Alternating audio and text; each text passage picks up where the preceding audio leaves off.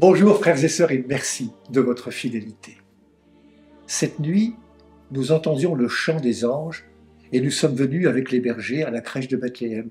Là, nous avons vu l'enfant dans la précarité de sa venue au monde, dans le recoin d'une étable.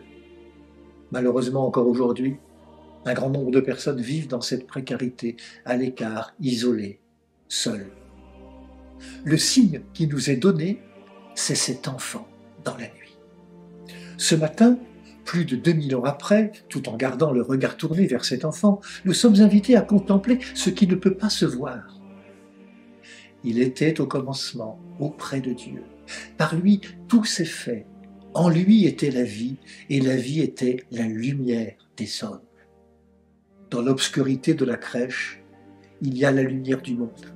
Dans cet enfant qui ne parle pas, il y a la parole éternelle de Dieu. Nous avons du mal à faire le lien autant qu'il le faudrait entre l'humanité de Jésus et sa divinité. Soit nous regardons Jésus dans sa proximité avec nous, dans son enracinement historique, et nous perdons de vue qu'en lui habite corporellement la plénitude de la divinité. Comme dit saint Paul, si nous le proclamons fils de Dieu et nous réduisons son humanité à une simple apparence. Pensons à la réflexion que lui fera l'apôtre Philippe. Montre-nous le Père, et cela nous suffit. Jésus lui répondra, « Tu ne crois donc pas que je suis dans le Père et que le Père est en moi? Qui m'a vu, a vu le Père. Or, Dieu, nul ne l'a jamais vu. Le Fils unique, qui est dans le sein du Père, c'est lui qui a conduit à le connaître. » Dans les derniers temps, dans les jours où nous sommes, Dieu nous a parlé par ce Fils qu'il a établi héritier de toutes choses, et par qui il a créé les mondes. Le grand mystère de notre foi, c'est que Jésus est la parole de Dieu. Il n'est pas simplement un prophète, c'est-à-dire quelqu'un qui parle au nom de Dieu, mais il est Dieu qui parle. Son être même est parole de Dieu. Le Verbe s'est fait chair. C'est par toute sa personne, et non seulement par ses paroles, que Jésus est parole de Dieu. Il est parole de Dieu dans la crèche de Bethléem. Il est parole de Dieu dans sa jeunesse à Nazareth. Il est parole de Dieu dans tout son ministère en Palestine, dans la proclamation des béatitudes, dans ses gestes qui guérissent et relèvent, dans ses paroles qui ont autorité sur les forces du mal, dans son pardon qui guérit. Il est parole de Dieu à travers son regard sur la femme adultère, sur Zachée, sur tous ceux qui seront transformés par leur rencontre avec lui. Jésus est parole de Dieu par sa seule présence. Jusqu'à 12 ans, il est dans le temple au milieu des docteurs. Il incarne la sagesse de Dieu qui se révèle non aux sages et aux intelligents, mais aux tout-petits. Lorsqu'il retournera dans le temple quelques jours avant d'être arrêté et qu'il en chassera les vendeurs, son geste sera aussi parole de Dieu. Dieu qui ne veut pas que sa maison de prière devienne une caverne de bandits. Jésus parle par sa vie entière, par ses gestes, par sa présence aux malades, à ceux qu'on laisse sur le bord du chemin, à ceux qui se croient exclus par Dieu lui-même. Il est parole de Dieu dans ses enseignements, mais aussi dans sa prière. Il parlera également par sa seule présence pleine de lumière sur la montagne de la Transfiguration.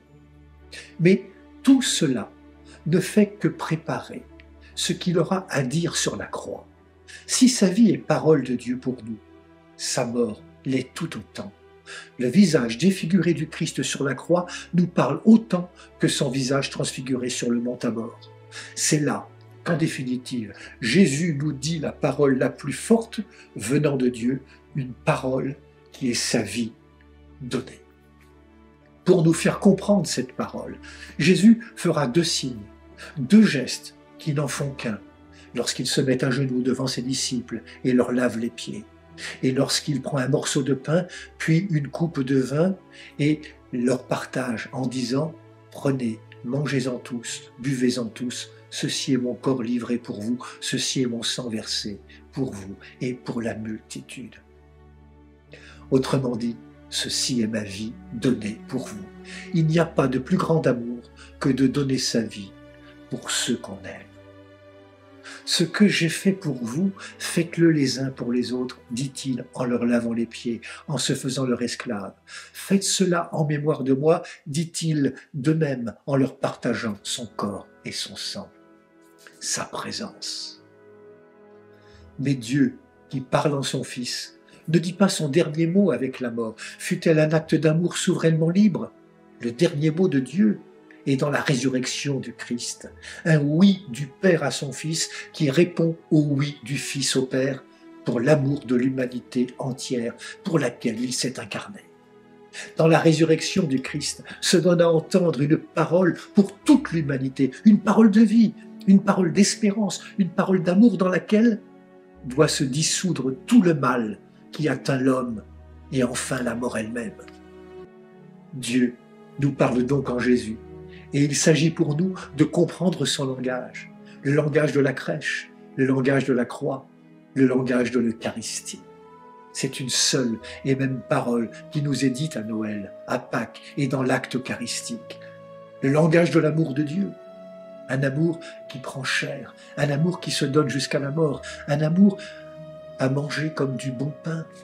Ce langage de l'amour de Dieu, Antoine Chevrier l'a compris au plus profond de lui-même dans la nuit de Noël 1856. Et pourtant, il le parlait déjà sans tout à fait le comprendre lorsqu'il se mettait au service de la population la plus misérable de Lyon, à la Guillotière. Quelles sont-elles aujourd'hui, ces personnes qui vivent dans la précarité? Chez nous, là où nous vivons. C'est là qu'aujourd'hui l'Évangile doit prendre naissance. Là, dans tous les gestes de solidarité, d'attention, de proximité, de tendresse et de pardon. En ce Noël 2024, nous avons sans doute nous-mêmes à apprendre la langue de Dieu. Nous avons à apprendre le langage de Jésus, parole de Dieu faite chair. Cette parole déposée dans la crèche de Bethléem, cette parole crucifiée, cette parole faite pain vivant. Au commencement était la parole, et c'est de cette parole que nous tenons nous-mêmes notre existence. Cette parole de Dieu, à chacun de la traduire maintenant dans la langue des hommes et des femmes d'aujourd'hui. Cette parole, il nous revient de l'entendre, de la comprendre et de la traduire par notre vie entière. Oui, qu'elle germe ainsi dans les cœurs en attente d'espérance.